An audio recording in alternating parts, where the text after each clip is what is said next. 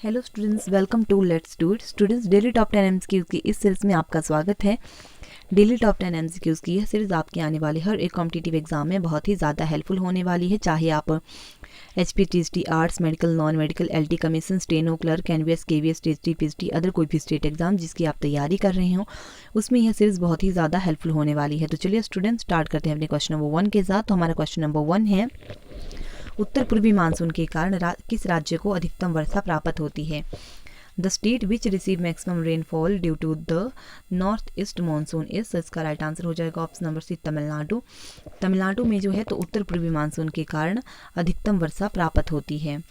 और बात करें अगर उत्तर पूर्वी मानसून की, तो जाड़े के दिनों में भारत में केवल पश्चिमी विक्षोभ से ही वर्षा नहीं होती बल्कि उत्तर पूर्वी मानसून से भी वर्षा होती है। जहां पश्चिमी विक्षोभ से उत्तर भारत के पहाड़ी व मैदानी राज्यों में वर्षा होती है, वहीं उत्तर पूर्वी मानसून से तमिलनाडु के कोरमंडल तट पर भी वर्षा होती है। तो चलिए बढ़ते हैं अपने क्वेश्चन नंबर 2 की तरफ। हमारा क्वेश्चन नंबर 2 है, भारत के किस भाग में तापमान की दैनिक सीमा सबसे अधिक है? In which part of India is the daily range of temperature highest?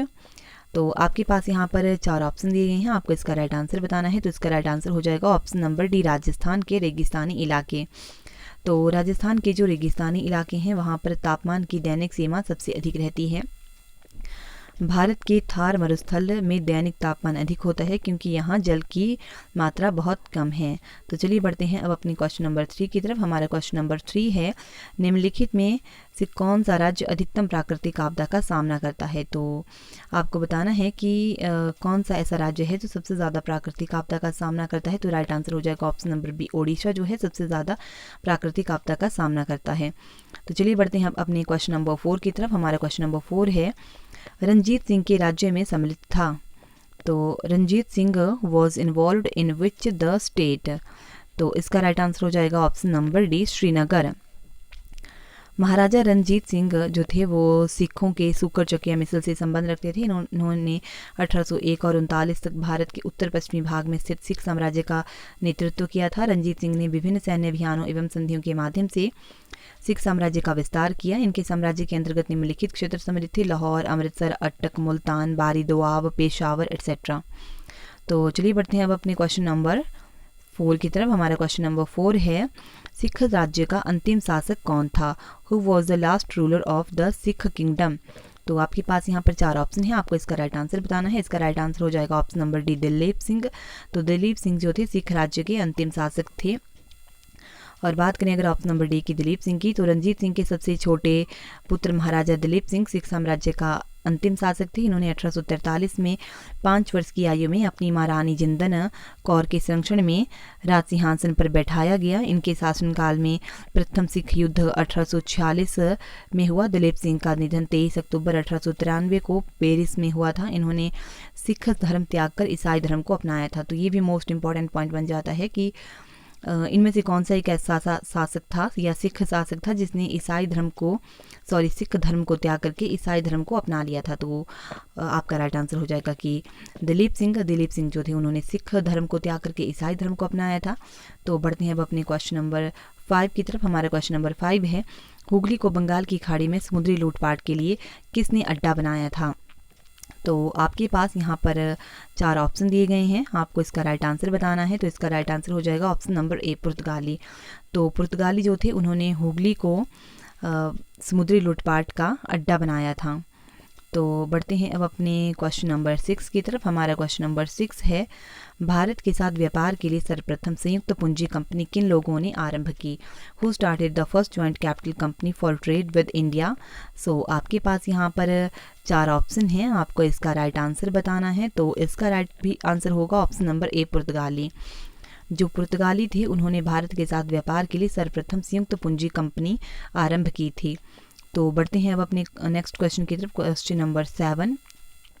तो हमारा क्वेश्चन नंबर 7 है, केंद्रीय सूचना आयुक्त का कार्यकाल है। तो इसमें आपको बताना है कि जो केंद्रीय सूचना आयुक्त है उसका कार्यकाल कितना है?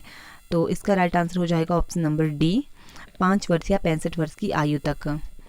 तो ये हो गया इसका option number D is the right answer. तो बढ़ते हैं अब अपने क्वेश्चन नंबर 8 की तरफ। हमारा क्वेश्चन नंबर 8 है, east India company east India company के किस अंग्रेज गवर्नर को औरंगजेब द्वारा भारत से निष्कासित किया गया? Which English governor of East India company was expelled from India by Aurangzeb? तो आपके पास यहाँ पर 4 ऑप्शन दिए गए हैं, आपको इसका राइट आंसर बताना है। तो इसका राइट आंसर हो जाएगा option number B, sir John Child. तो सर जॉन चाइल्ड जो थे, उन्हें जो था ईस्ट इंडिया कंपनी ने सर जॉन चाइल्ड को औरंगजेब द्वारा भारत से निष्कासित किया गया था। बम्बई के अंग्रेज गवर्नर जॉन चाइल्ड ने 1688 में बम्बई और पश्चिमी समुद्री तट के मुगल बंदरगाहों का घेरा डाला तथा मक्का जाने वाले हज यात्रियों को बंदी बनाने का प्रयास किया। फलस्वरूप उसे औरंगजेब ने भारत से निष्कासित करने का आदेश दिया था। मुगल शासक औरंगजेब के सामने उसे विवश होना पड़ा और अंततः उसे माफ़ी मांगनी पड़ी थी।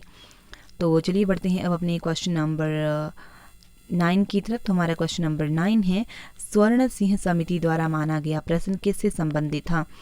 The question considered by Swaran Singh committee was related to. So इसका राइट आंसर हो जाएगा ऑप्शन नंबर सी, मौलिक अधिकारों की तुलना में राज्य नीति के निर्देशक सिद्धांतों को प्राथमिकता।